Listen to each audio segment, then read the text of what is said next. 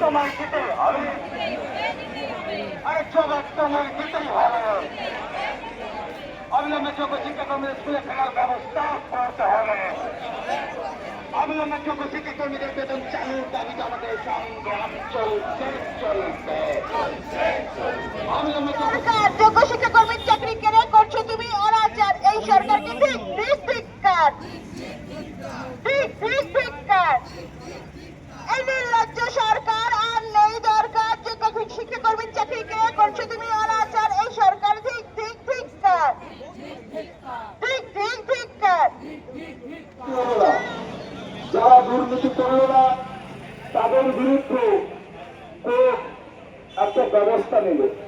এই যে কালা আইন, কোর্টের যে বিচারিতা, সেটা ভারতবর্ষের আইন প্রক্রিয়া এবং পশ্চিমবঙ্গের আইন ব্যবস্থা বিনিষ্ট করার যে একটা চক্রান্ত সরকার থেকে বিচার প্রক্রিয়া তৈরি করেছে, তার একটা কিন্তু আমরা প্রতিষ্ঠ উদাহরণ দেখলাম ৩,৩৯৪ জন শিক্ষাকর্মী।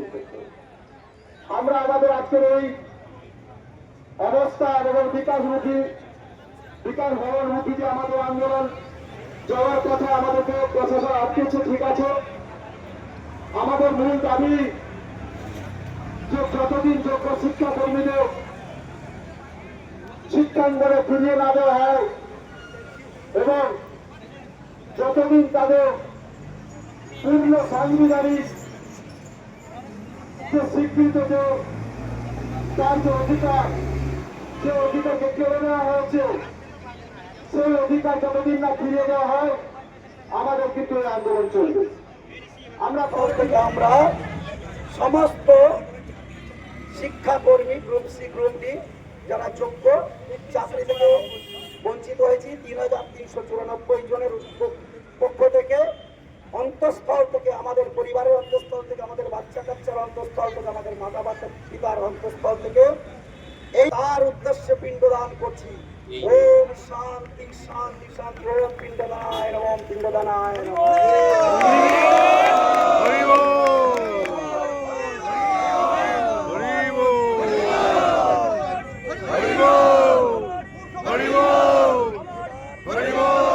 এইবার পিণ্ডদানে আমরা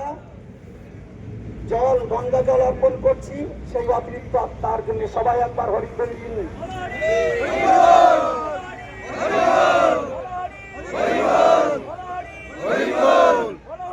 সুপ্রিম কোর্টে ভারতবর্ষের যে সমস্ত অযোগ্য বিচারপতিগণ আছেন তারা ভারতবর্ষের সংবিধানকে এবং আইনকে একটা উপহাসের জায়গায় নিয়ে এসেছেন সুপ্রিম কোর্টকে।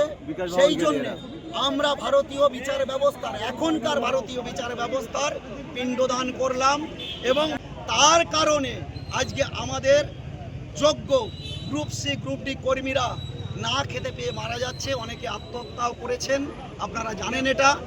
অনেকের পরিবারে এমন অবস্থায় আছে লেবারের কাজ করছে, তাদের সেই করুণ দশা দেখে আমরা আজকে মা বাবা পর্যন্ত মারা গেছে এবং আমাদের অনেকেই স্ট্রোক হয়ে গেছেন।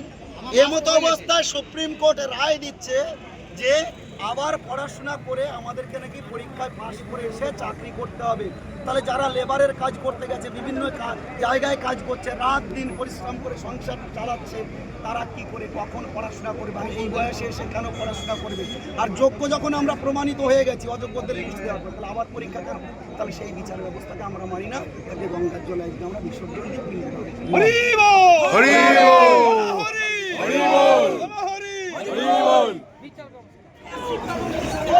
Hallelujah!